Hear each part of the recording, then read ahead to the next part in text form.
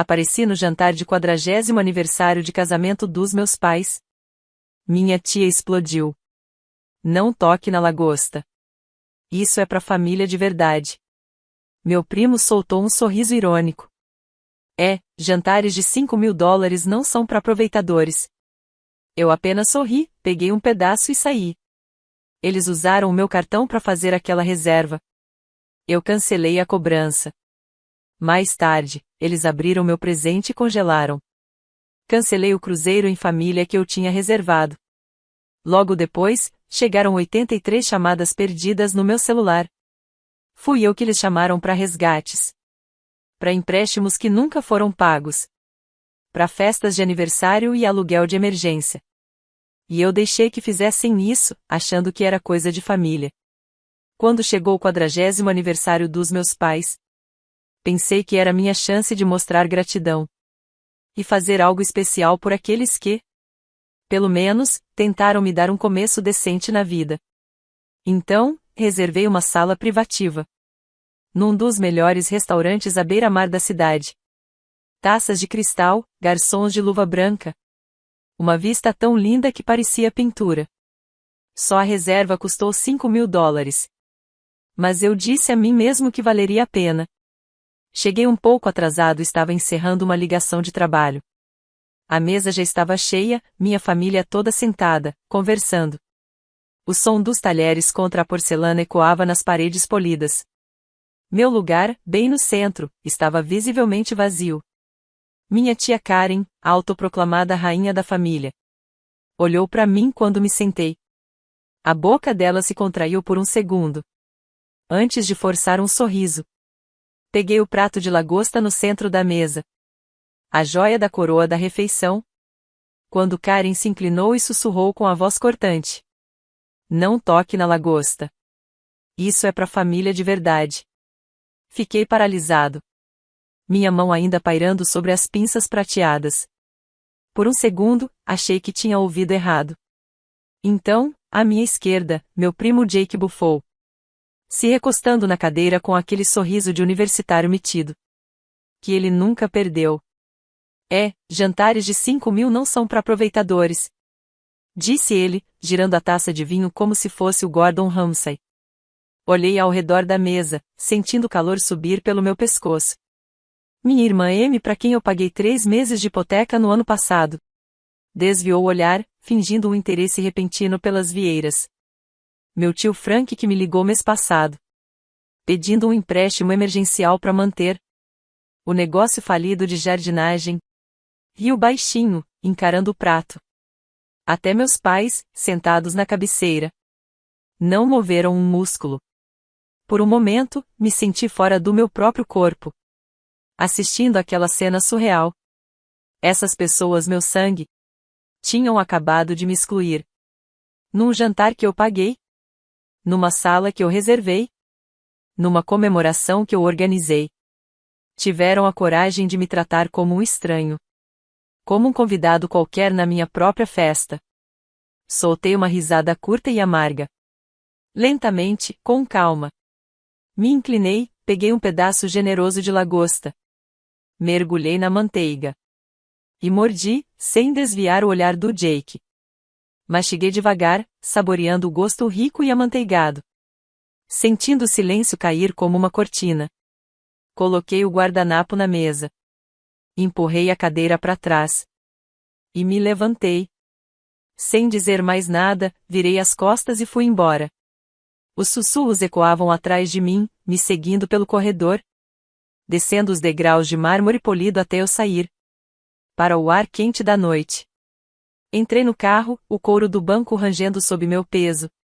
E fiquei ali por um instante, parado, com as mãos no volante.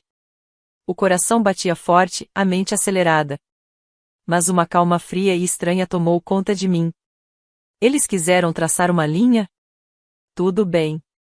Eu faria questão de torná-la permanente. Antes mesmo de sair do estacionamento, liguei pro banco. Aquele jantar inteiro $5.000 estava no meu cartão. Uma ligação curta depois, a cobrança foi cancelada. Quando cheguei na garagem de casa, um segundo pensamento me ocorreu. E um sorriso lento se formou no meu rosto. O cruzeiro em família que eu tinha reservado como surpresa. Para os meus pais, uma viagem de luxo de 7 dias pelo Caribe. Com suítes privativas, excursões completas, tudo incluso.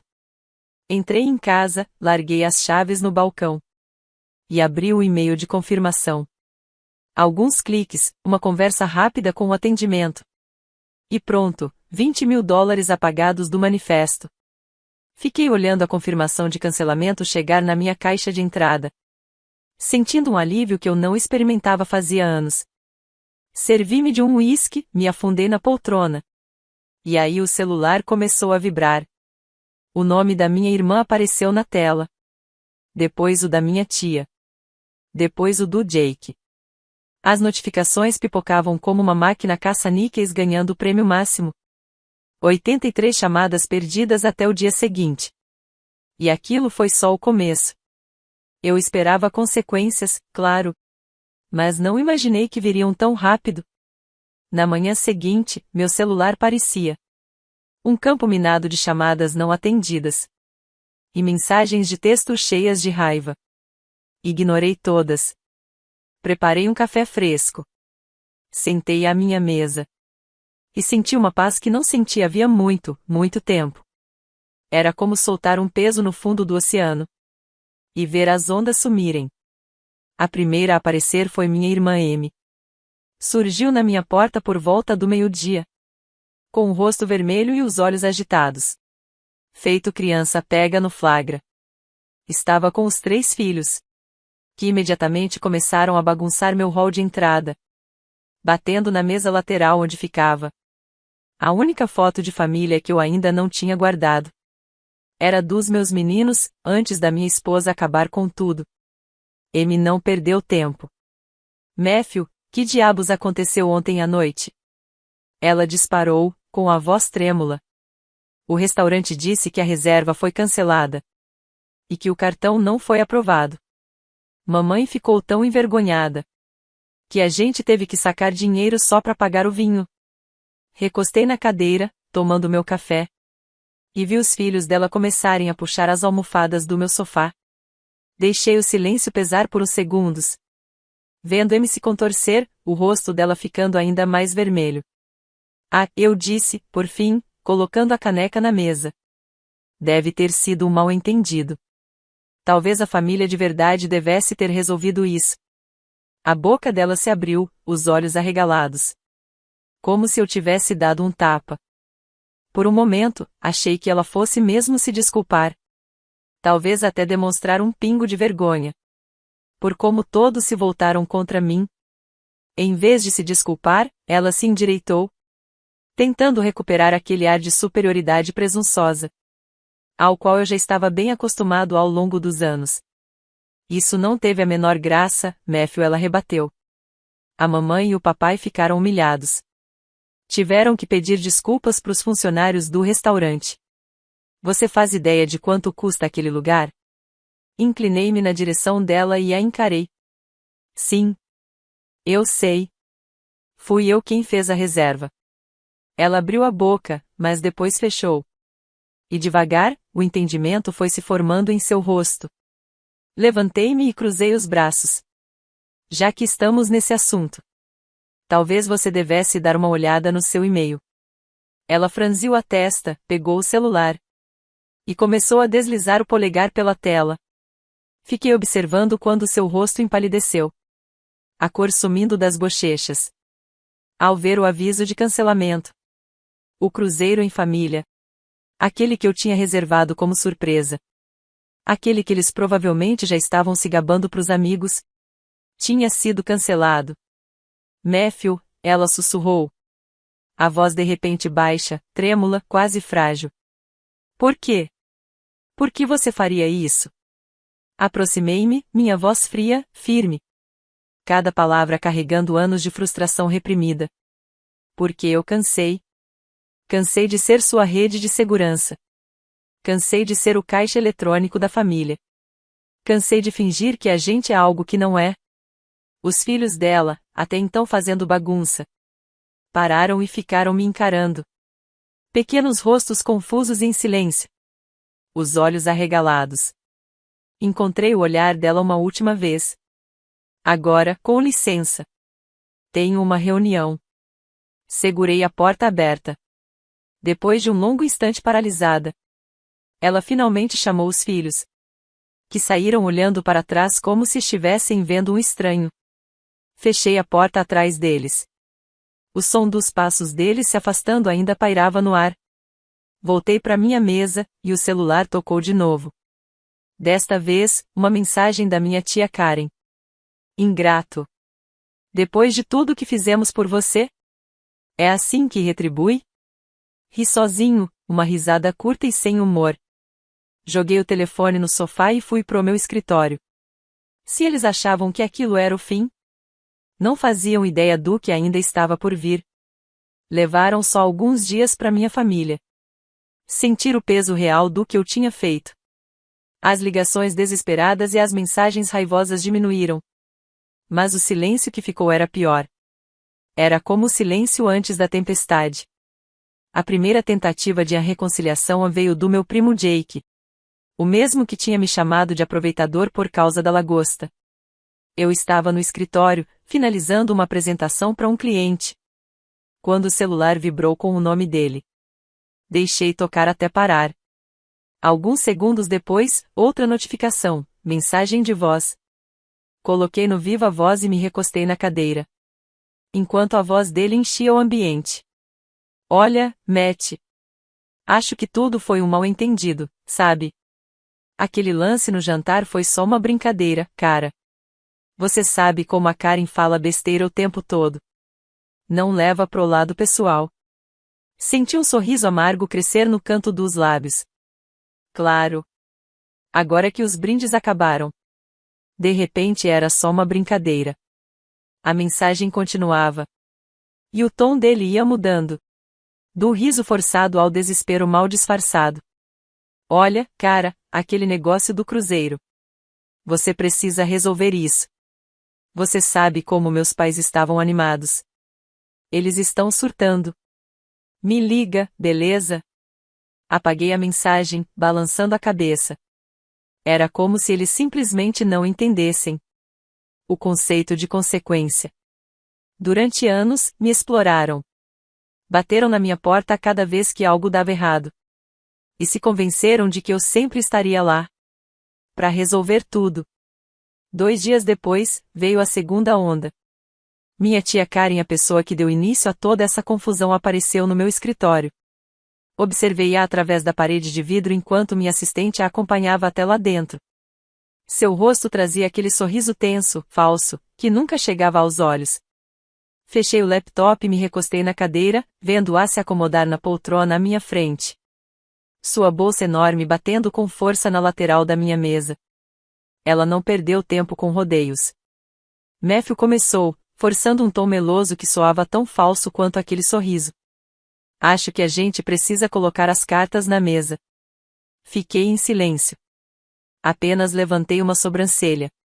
Olha, eu sei que você tem passado por um período difícil. Com o divórcio e tudo mais, disse ela, fazendo um gesto com a mão. Como se o colapso da minha vida fosse apenas um pequeno aborrecimento.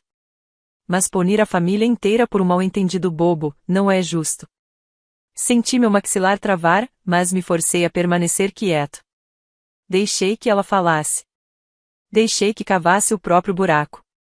Seus pais estão arrasados, continuou. Você os envergonhou na frente de todo mundo. E agora essa história do cruzeiro. Matthew, eles são velhos demais para aguentar esse tipo de abalo emocional. Ela se inclinou, abaixando a voz como se fosse me contar um segredo terrível. Você sabe como o coração da sua mãe é frágil. Você não vai querer isso na sua consciência, vai? Pronto. Lá estava. A velha cartada da culpa. A mesma manipulação que eu escutava desde adolescente. Quando era convocado para levar todo mundo ao aeroporto nas férias de graça. Como se fosse minha obrigação. Encarei-a firme, sustentando o olhar em silêncio por um longo momento. Karen disse finalmente, você me chamou de aproveitador. Num jantar que eu paguei. Me tratou como um estranho no meu próprio evento. E agora quer que eu peça desculpas? Ela piscou, por um instante, como se perdesse o equilíbrio. Mas logo se recompôs, e aquele sorriso de fachada só tremeu por um segundo. Ah, vamos lá. Você sabe que não foi isso que eu quis dizer. Somos uma família. Família briga e depois faz as pazes. Inclinei-me para a frente, minha voz baixa, firme e fria. Família não te derruba e depois ri na sua cara quando você finalmente revida. Ela se incomodou, apertando com força a alça da bolsa. O couro falso rangeu sob a pressão dos dedos. Por um momento, achei que ela fosse mostrar o que realmente pensava. Que deixaria cair a máscara. Mas, claro, ela a reposicionou com perfeição. O sorriso plástico voltou ao lugar. Tudo bem, disse ela, levantando-se de repente. Fica com a razão então, Matthew. Mas não venha chorar no nosso ombro quando perceber o quão sozinho você ficou.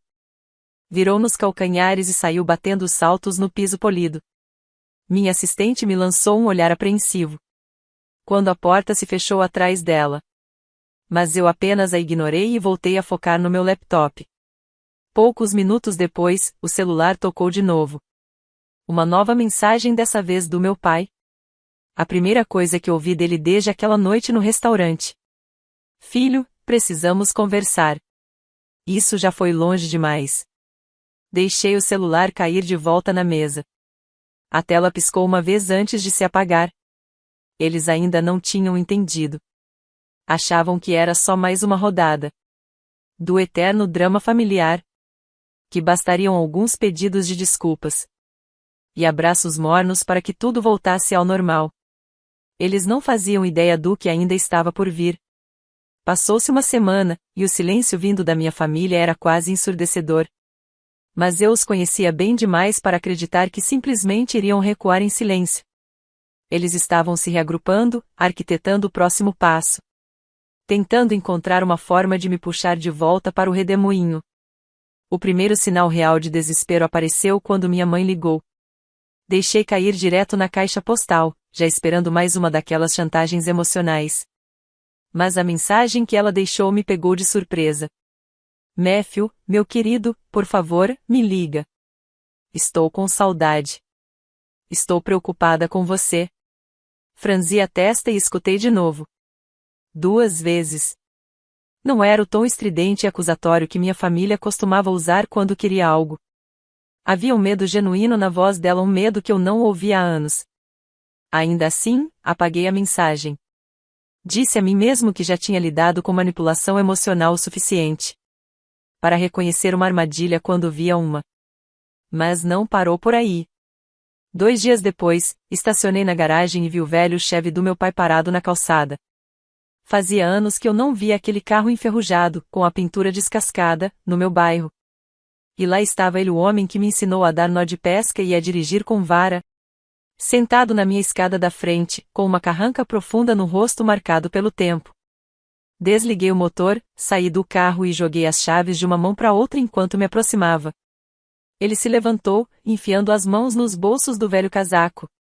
Ainda manchado de graxa em alguns pontos. Matthew, disse ele, com a voz rouca, precisamos conversar. Lutei contra a vontade de revirar os olhos. Era típico dele, aparecer sem avisar, invadir meu espaço, me forçar a um confronto. Destranquei a porta e entrei sem dizer nada. Ele hesitou por um instante na varanda. Mas acabou me seguindo, e a porta se fechou atrás dele. Olhou ao redor com atenção, observando as linhas limpas da minha casa. O piso brilhoso, os móveis de couro escuro. Um contraste gritante com o caos apertado e barulhento da casa dos meus pais. Bonito lugar, murmurou, jogando-se em uma das poltronas como se estivesse em casa. Apoiei-me contra a ilha da cozinha e cruzei os braços. O que você quer, pai? Ele hesitou, passando a mão calejada pela barba por fazer. Por um segundo, achei que ele fosse, de fato, se desculpar. Que talvez reconhecesse, ainda que minimamente, os anos em que aguentei calado. Mas, claro, não foi isso que aconteceu. Ele soltou um longo suspiro. Olha, sua mãe está um trapo. Quase não dorme mais. Fica se perguntando o que houve com você. Ela sente como se você tivesse virado as costas para a família. Senti meus dentes se apertarem. Minhas mãos agarrando a beirada fria da bancada de granito. Eu não virei as costas para ninguém, respondi, firme. Eu só decidi parar de ser o saco de pancadas de vocês. Ele levantou a cabeça de repente, os olhos se estreitando. Saco de pancadas? Você tem uma casa dessas, um ótimo emprego. Nunca pedimos nada que você não pudesse dar. Soltei uma risada curta, amarga. Vocês me tratam como um caixa eletrônico ambulante há anos. Acha que eu não percebi os empréstimos em que nunca voltaram? As viagens de culpa, as provocações disfarçadas em cada reunião de família? Ele se levantou abruptamente, o rosto contorcido. Somos uma família, Matthew. Famílias se ajudam. Você tem tudo isso aqui, disse, gesticulando ao redor. E vai negar uma ajudinha quando a gente precisa? Afastei-me do balcão e encarei ele de frente. Eu não sou sua rede de segurança, pai. Não sou seu plano de aposentadoria. E muito menos o colchão para todas as decisões erradas que essa família toma. Ele me encarou com raiva, mas havia algo mais ali também. Um traço de medo.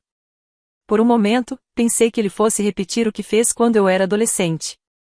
Quando ousei dizer não pela primeira vez. Achei que ele fosse levantar a mão de novo. Mas então, seus ombros caíram. E ele soltou um longo suspiro, trêmulo. Tudo bem, disse ele, com a voz subitamente baixa, quase derrotada. Tudo bem, se é isso que você quer. Ele me contornou e caminhou em direção à porta. Ao chegar lá, parou com a mão na maçaneta. Sabe, disse ele, sem se virar, com a voz agora firme, dinheiro não é tudo, Matthew. Um dia, você vai acordar e perceber que afastou todo mundo. Não me dei ao trabalho de responder. A porta se fechou atrás dele com um estalo seco. E seus passos pesados ecoaram escada abaixo. Observei pela janela enquanto ele entrava no velho Chevy, o motor roncando alto. Antes de arrancar e desaparecer rua abaixo, deixando para trás uma leve nuvem de fumaça. Fiquei parado ali por um bom tempo.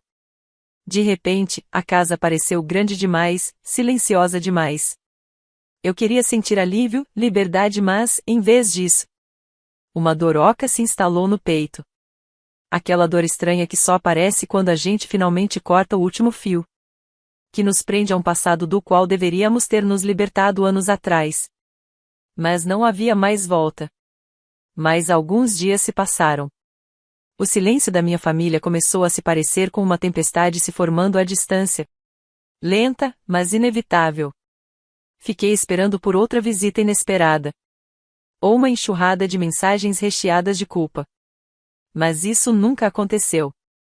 As consequências, porém, encontraram outro caminho para me alcançar. Começou com a tia Karen.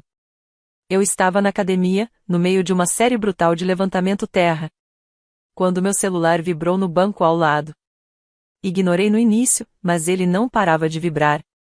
Finalmente larguei a barra, sequei o rosto com a toalha e olhei a tela. Karen, você sabe que é patético o jeito como está agindo. Virar as costas para a família? Vergonhoso.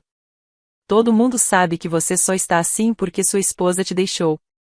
Fiquei olhando a mensagem, as palavras queimando na minha mente. Clássico da Karen, pegar o ponto mais doloroso da minha vida e torcer como uma faca.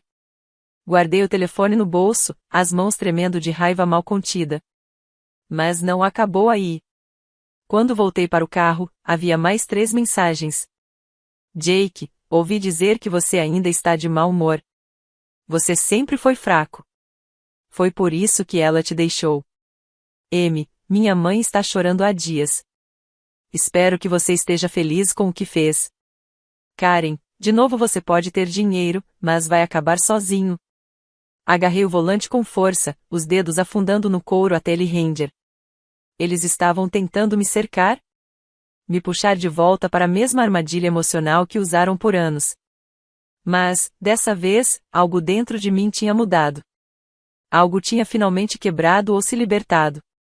Eu não era mais o cara culpado, quebrado. Preso na necessidade constante de agradar e carregar todo mundo nas costas. Voltei para casa, servi um copo de uísque e fui até a varanda dos fundos. O ar fresco da noite batia no meu rosto. A solidão, pela primeira vez, parecia paz. Peguei o celular e abri o antigo grupo de família, aquele que eu havia silenciado meses atrás. Bastaram alguns segundos para ver que a fofoca já tinha se espalhado. Eu era o vilão da vez. O filho ingrato que cortou laços sem razão. O fracassado cujo casamento acabou porque ele não sabia lidar com a própria vida. Tomei um gole lento e longo do uísque, sentindo o calor da bebida se espalhar pelo peito.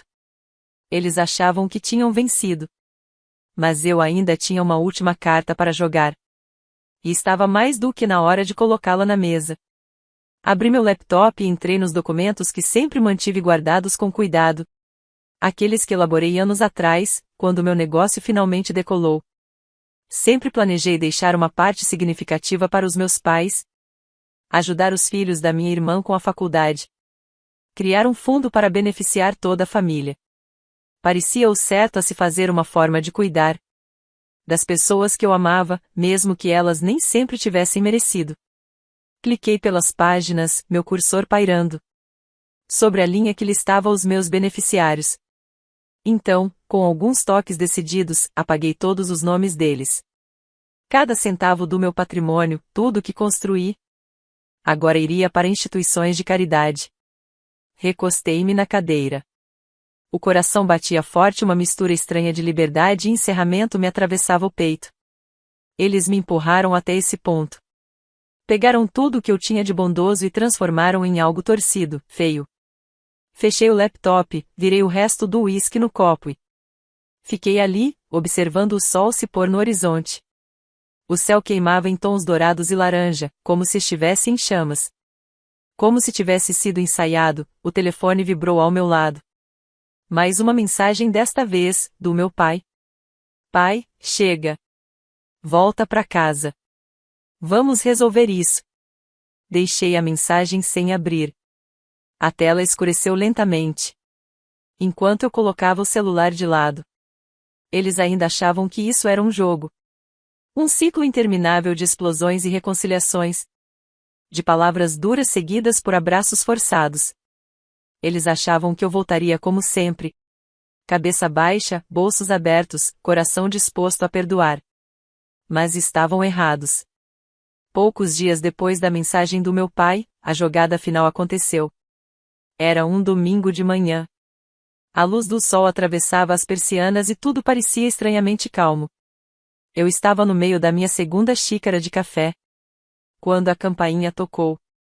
Abri a porta e lá estavam eles. Meus pais, parados na varanda. Minha mãe segurava a bolsa com força. Os olhos vermelhos e inchados. Meu pai estava ao lado dela, tenso, o maxilar travado. As rugas no rosto mais fundas do que eu lembrava. Matthew, começou minha mãe, com a voz trêmula. Podemos entrar? Precisamos conversar. Hesitei por um momento. Depois dei um passo para trás, permitindo que entrassem. Eles caminharam lentamente pela sala. Olhando em volta para os móveis organizados. O piso bem cuidado.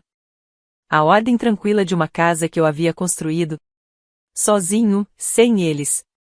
Sentaram-se no sofá. Minha mãe enxugou os olhos com um lenço de papel. Meu pai olhava fixamente para as próprias mãos.